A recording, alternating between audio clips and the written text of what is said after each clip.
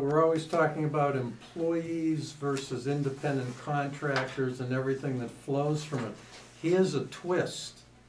The football scholarship players at Northwestern They want to University, they want to unionize. Right. And the regional director of the National Labor Relations Board has determined they're employees of the university with everything that goes with that. Because the university makes money as a result of their football game. It's a revenue generator. Correct. And so the idea is that these grants, these scholarships, in return for their providing services as football players, Is compensation. is compensation, that they have to follow the rules of the university to get their scholarship, like there are employment contract terms. Oh boy. So what flows from this? Well, how about the right to unionize, the right to force the employer to collectively bargain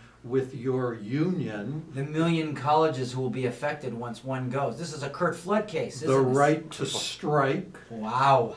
and the right of the employer, when there's an impasse, having gone through the collective bargaining process, to even lock out the players. So you have very broad implications from this.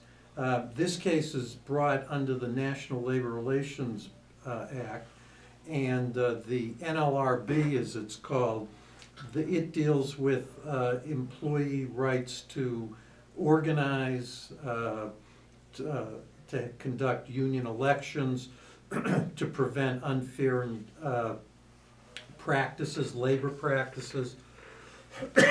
So in order to fit within the National Labor Relations Act, you must be an employee.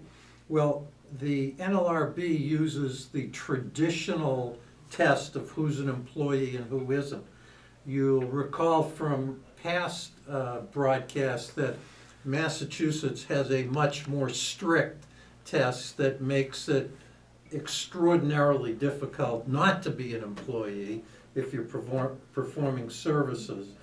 But federally, the test is the traditional test, which is if you provide services under a contract of hire and you're in return for payment, and you're subjected to the control of the company, you're an employee. So that's the traditional test.